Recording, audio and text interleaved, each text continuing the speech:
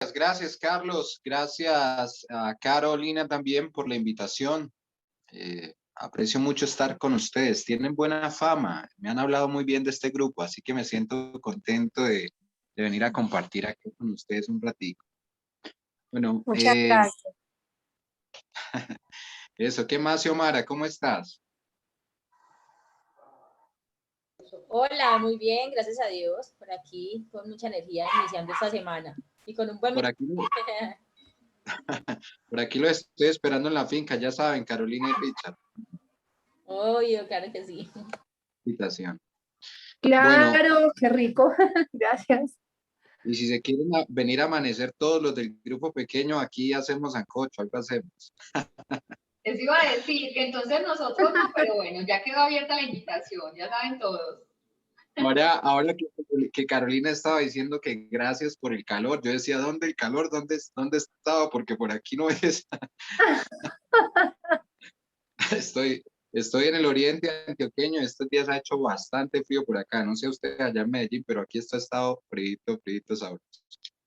Bueno, de todas maneras, aquí hay cobijas, así que no me preocupe.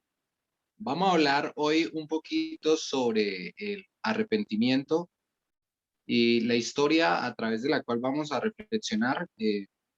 Me dijeron que era la historia del pecado de David, que está registrada en 2 de Samuel capítulo 11. La Biblia es muy honesta, ¿no? Cuando cuenta la historia de los personajes, no les oculta los defectos ni nada. Y eso esa, digamos, crudeza con la que se tratan los defectos del pueblo de Dios, de los hijos de Dios, pues es una razón de confiar, para confiar en el texto bíblico. El texto no fue manipulado, pero también no son personajes idealizados, son muy humanos, a veces héroes, a veces villanos. No son personas que siempre tienen el corazón inclinado a lo correcto, sino personas que a veces tienen destellos de humanidad, de cordura, de sensatez, pero también a veces cometen errores y con esos errores se hacen muchísimo daño a sí mismos y le hacen muchísimo daño a las personas que los rodean. Y lo tremendo es que son hombres de Dios. Los hombres de Dios se equivocan. Los hombres de Dios con sus errores se lastiman a sí mismos y lastiman a otras personas. Eh, y bueno, pues el arrepentimiento, que es lo que quiero hablarles hoy, quiero definirlo un poquito diferente, ¿no? Porque pues usualmente hablamos del arrepentimiento como esa transformación de la mente, como el lamento por el pecado, pero hoy yo quisiera que enfocáramos el arrepentimiento como ese inicio de la sanación, ¿ok? El punto de inicio de la sanación. Nadie va a salir ileso. Nadie en esta vida va a salir ileso. Te vas a lastimar. Entonces, aquí se trata de cicatrizar, no de salir ilesos. Y para poder cicatrizar, el comienzo tiene que ver con el arrepentimiento. Y 2 de Samuel 11 nos cuenta la historia del rey David cuando comete un error que lo perseguiría hasta el final de sus días, un error que le debilitó la autoridad moral ante sus hijos y entonces los crió mal y luego su familia pues se volvió un desastre. Hubieron consecuencias, pero las consecuencias de sus errores no significaba que Dios no lo había perdonado. Dios lo había perdonado a pesar de que habían consecuencias. Ustedes leyeron, entiendo que sí, ¿cierto? Les dieron, Carlos me confirma, ¿cierto? Que les habían avisado el texto y creo que lo habían leído todos. No te escucho. No, no. 1 de Samuel 16:7, que el hombre ve lo que está ante sus ojos, pero Dios ve el corazón. Pues estoy como perdido entonces. Porque... No, pero ese texto fue... No, o sea, no. Quise recordar el texto de la semana pasada, pero eso no es de hoy.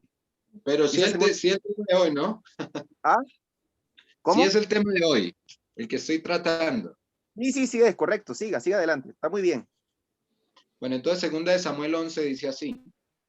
Aconteció al año siguiente, un año de mucha prosperidad, un año de mucha bendición, de muchos logros para el rey David, para el reino. Pero al año siguiente de esos logros, qué peligro que cuando las cosas marchan muy bien, uno se va llenando como de una alegría eufórica que anestesia la conciencia de deber. Entonces, muy peligroso los tiempos de prosperidad, porque los tiempos de prosperidad acumulada tienden a anestesiar la conciencia. Hay un cierto gozo que te va entorpeciendo. Bueno, después de ese año de grandes éxitos, en el tiempo que salen los reyes a la guerra, pues ustedes recordarán que en esa época no se había desarrollado las nociones de capitalismo, ni de producción industrial, ni de comercio como lo entendemos hoy. Entonces, la riqueza era a base de guerra. La gente se citaba para mostrarse los dientes, pero también para saquearse, y era una forma de hacer riqueza, el saqueo. Entonces, los reyes se citaban como por deporte, ponían un calendario así como calendario de casa, para ir de cacería, Semana Santa, ellos se ponían de acuerdo, en tal temporada nos vamos a matar. Era el tiempo en que los reyes salían a la guerra. Así funcionaban esas sociedades de Oriente Medio de la época.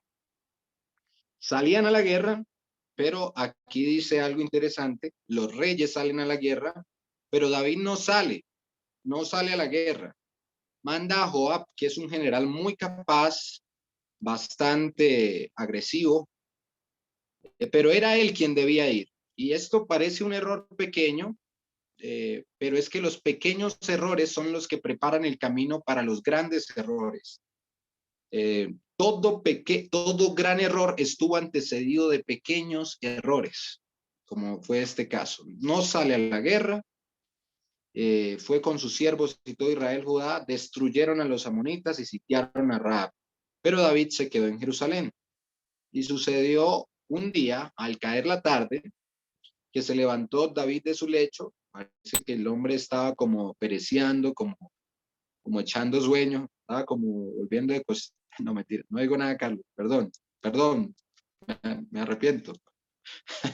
Estaba el hombre así como en la hamaca y todo eso, y se paseaba sobre el terrado de la casa real y vio desde el terrado a una mujer hermosa que se estaba bañando. David envió a preguntar por aquella mujer y le dijeron: es Betsabé, hija de Elián, mujer de Urías Eteo. Urías era amigo y era uno de los valientes de David, uno de sus mejores soldados. O sea que, vengan y les digo, lo que pasa es que David ya le venía echando el ojo a Betsabé. O sea, en los banquetes ellos se miraban, se cruzaban miraditas, ellos se conocían. Eso no fue que David salió y me gusta ya y no, dale, no. Ellos se conocían desde hacía rato. Y yo aquí me sospecho que se traían su jueguito de miradas, de risitas, de chistes, de bobaditas, de mensajes meta allá que están más allá de las palabras, ¿cierto? Y entonces David envió mensajeros, la tomó y durmió con él. Luego ella se purificó de su inmundicia y se volvió a su casa.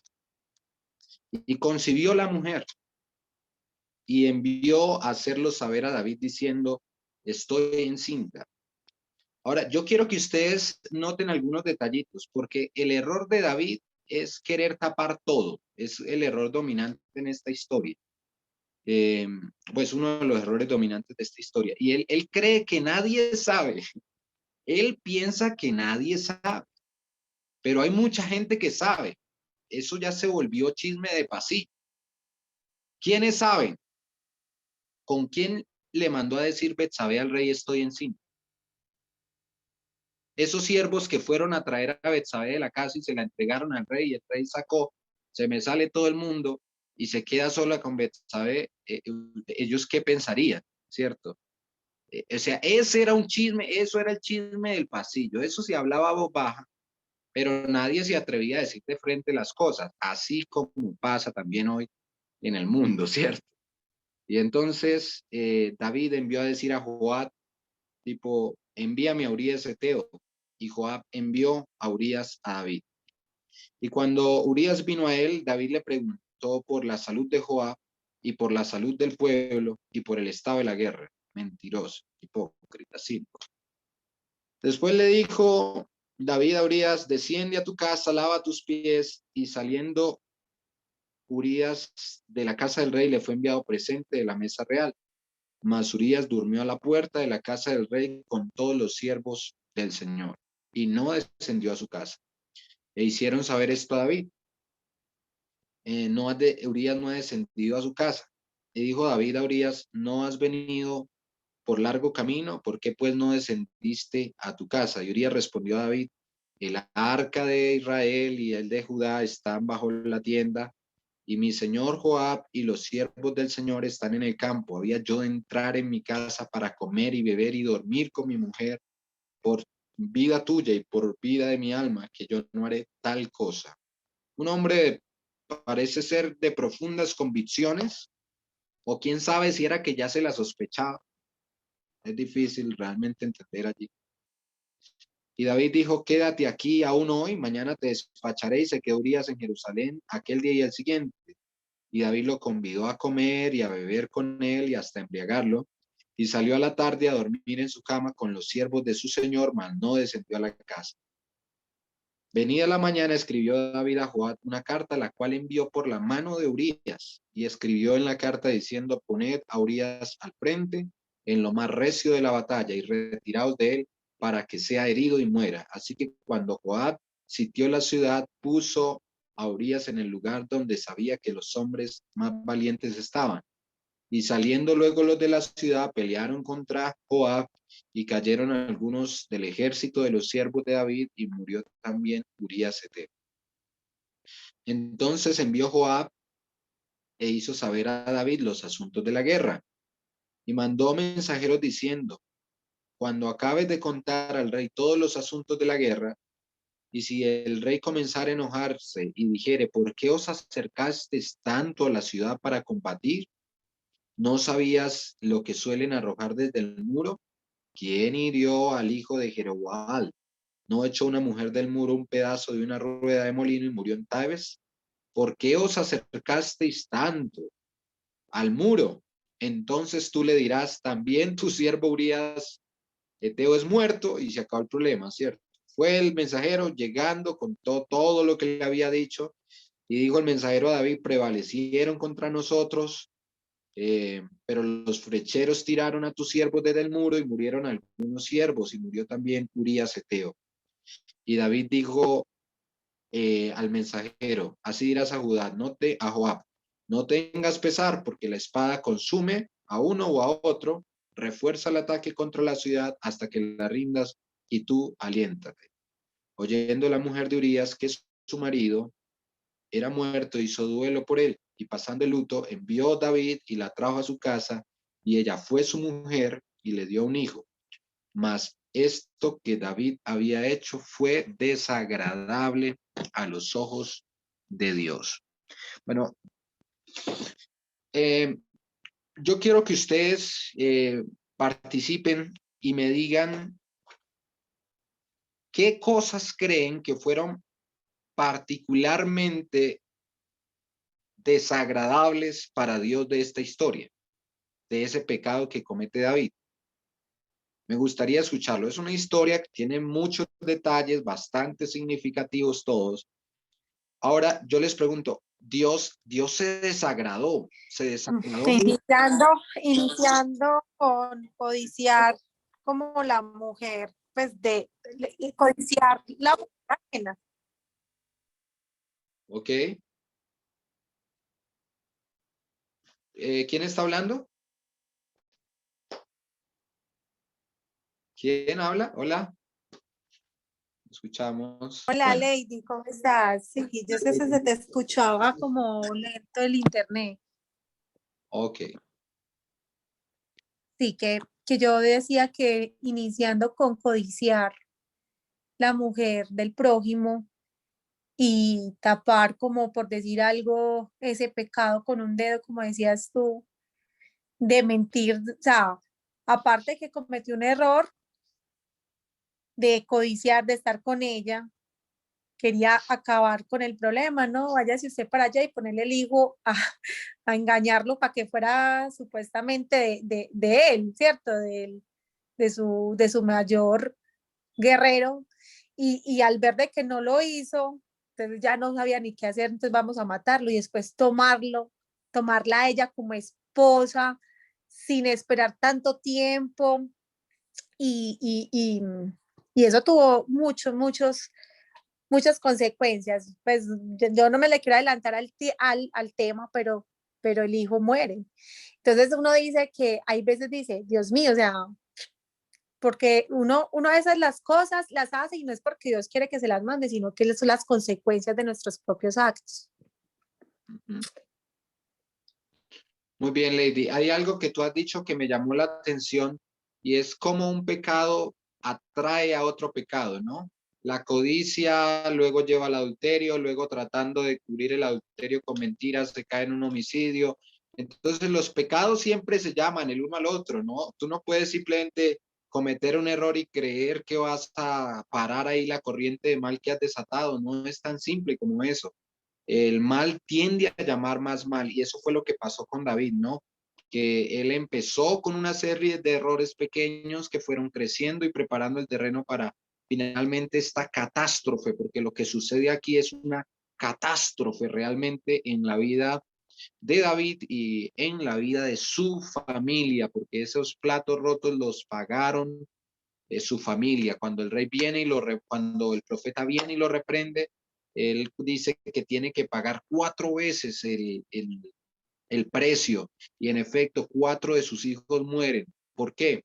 Porque a raíz de este error David perdió autoridad moral y como no tuvo autoridad moral en su casa para criar a sus hijos, bueno, varios de ellos terminaron en muy malos caminos y murieron.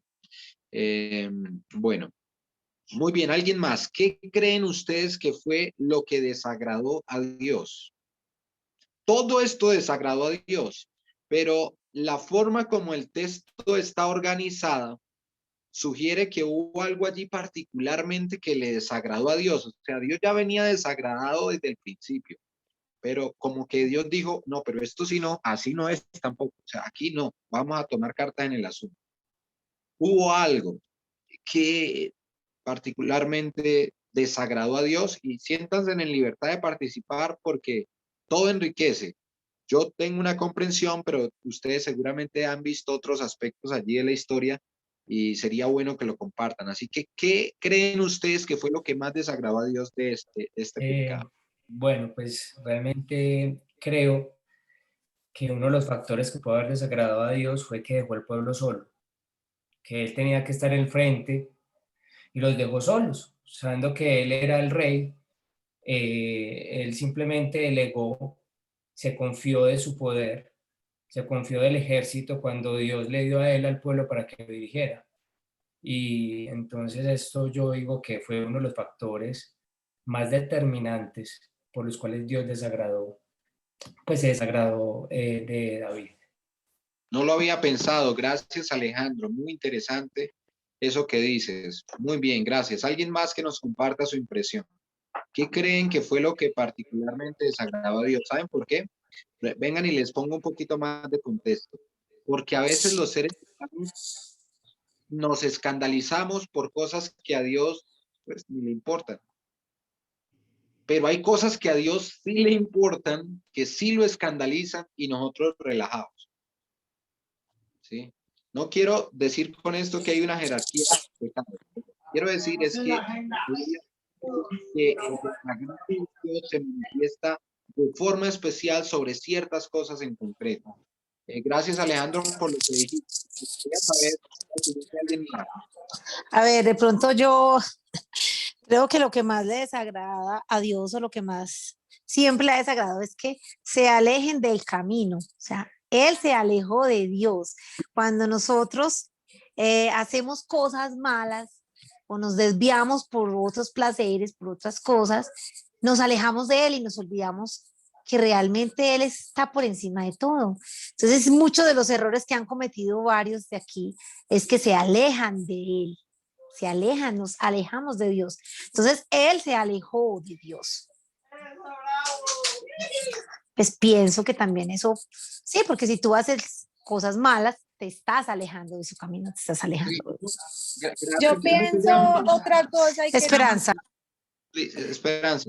¿Sabes, Esperanza? Me gusta lo que tú dices porque yo no creo que David haya salido del lecho después de haber orado. O sea, yo no creo que él estaba encerrado orando, porque seguro que si hubiera venido de una tarde de oración, seguro que no hubiera caído en esa tentación. Es muy interesante lo que tú acabas de decir. Gracias. Yo también quería como otra cosa como anexar y recordando y escuchando pues a Alejandro y a Esperanza, y es algo así similar.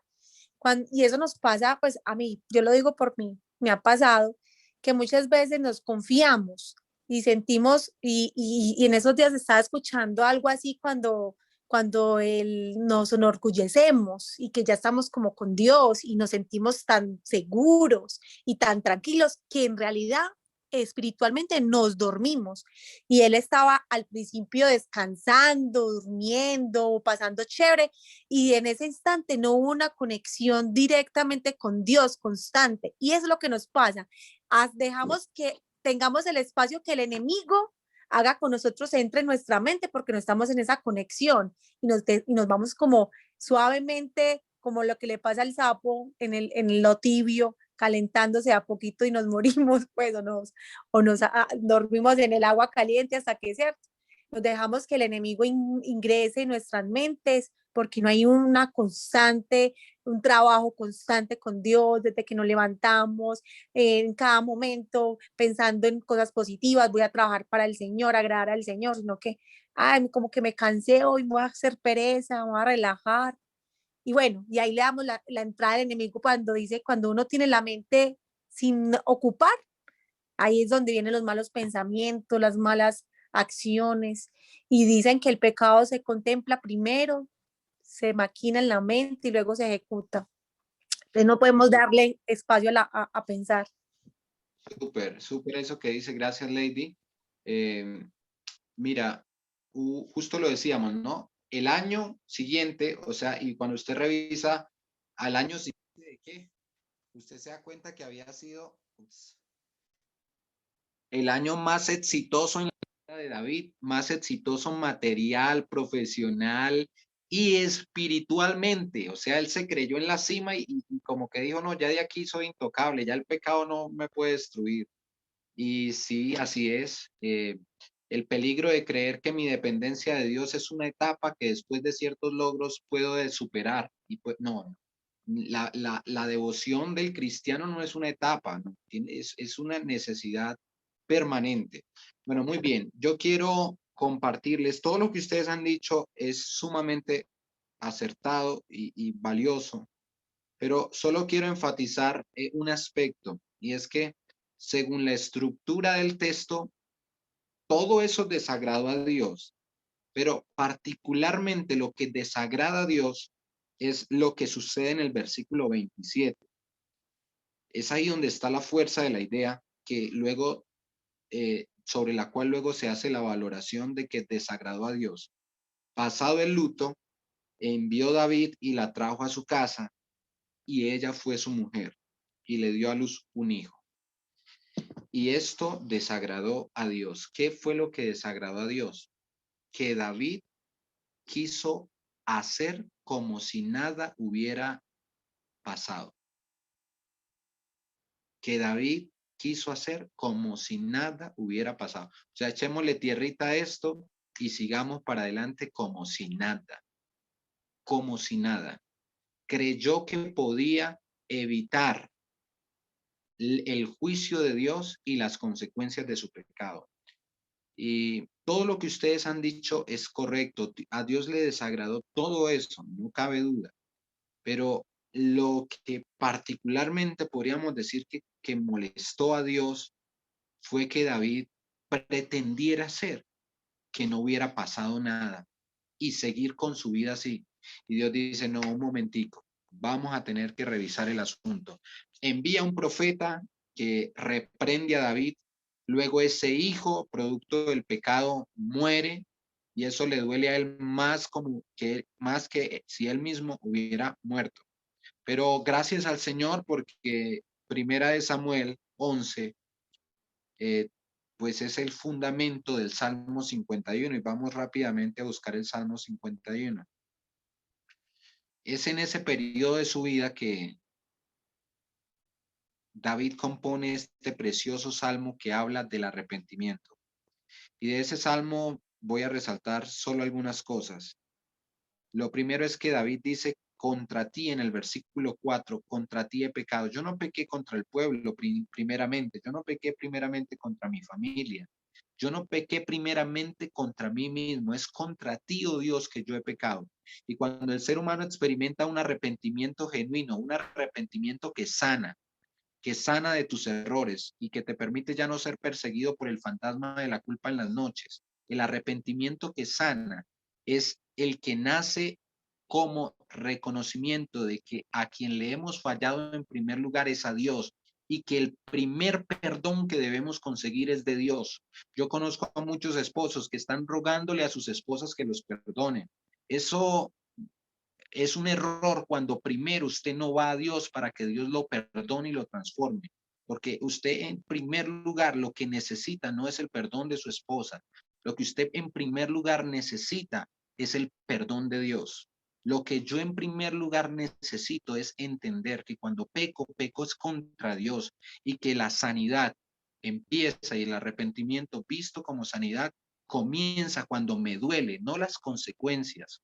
Cuando me duele, no la vergüenza pública, me duele haberle fallado a una persona que es Dios. Me duele sentirme lejos de Dios. Ese es el arrepentimiento que sale. Y es un salmo precioso, lávame de mi maldad, límpiame de mi pecado, reconozco, ahora sí ya no sigo pretendiendo hacer que nada sucedió aquí, yo la embarré y acepto y digo la verdad aunque quede como un zapato y las cosas fueron así, las confieso, reconozco mi culpa, purifícame con hisopo, lávame y seré más blanco. Crea en mí, oh Dios, un corazón limpio y renueva un espíritu recto dentro de mí. Es un salmo precioso de arrepentimiento. Y luego dice también, cuando me restaures a mí, yo voy a ser un elemento para restaurar a otros. Cuando tú me perdones a mí y yo entienda que el perdón lo tengo que recibir es de ti, no, ni siquiera de mí mismo. Hay mucha gente hoy que lucha por perdonarse a sí misma. Y ya sería otro tema muy interesante, perdonarse a uno mismo. Pero es que lo importante aquí ni siquiera es que tú te perdones a ti mismo, es que te pongas a un lado con tu orgullo y no te creas el juez y no creas que tu opinión es la más importante, sino que realmente empieces a valorar la opinión de Dios como la más importante. Y cuando Dios te perdona y tú reconoces que lo más importante es el perdón de Dios, te perdonas a ti mismo.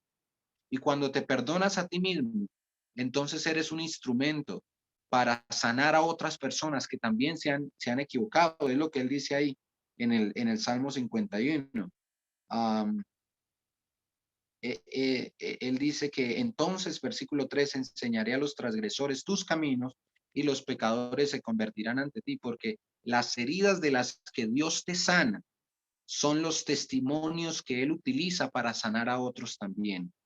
Y esas heridas de las que Dios te sana son principalmente, digamos, esas heridas que tú mismo te has causado con tus errores.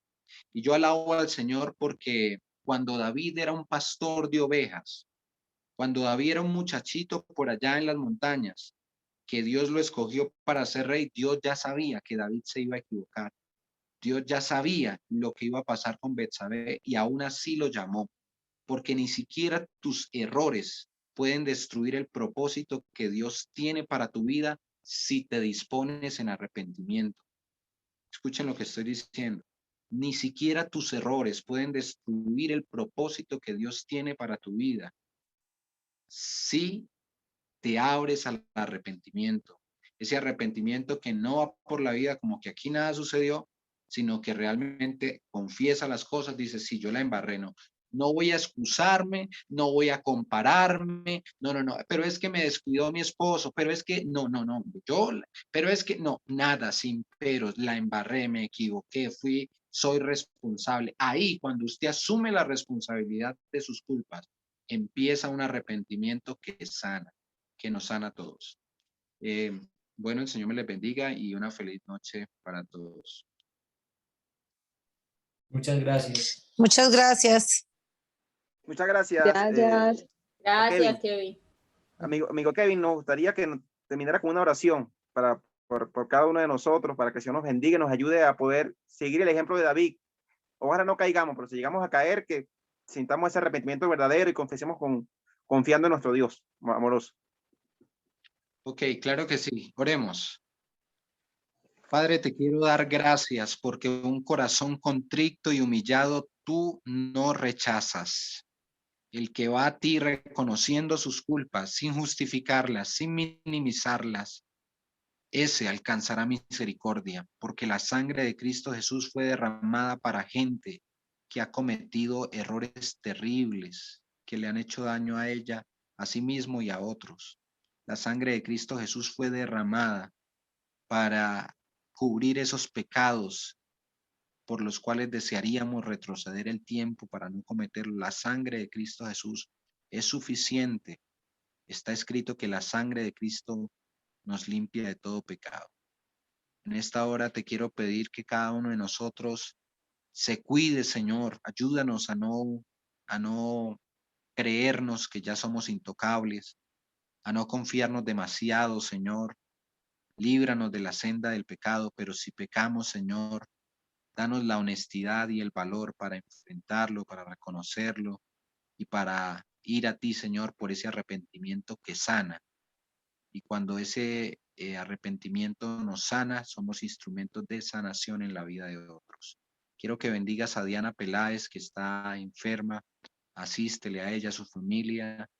Quiero que bendigas, Señor, a cada miembro de este grupo pequeño, que ellos puedan seguir fortaleciéndose en la fe, sabiendo que todo lo que hacen para acercarse a ti no es en vano, tú lo recompensas. Aunque a veces no lo veamos, pero está afectando nuestra mente, está afectando nuestro carácter para bien, de modo que seamos idóneos para la eternidad. Bendícenos en el nombre de Jesús. Amén. Amén. Muchas gracias, amigo Kevin. ¿A Amén. cuánto le gustó el mensaje de esta noche? Amén. Estamos agradecidos. Muchas gracias. Muchas gracias. Por favor, los que tengan un pedido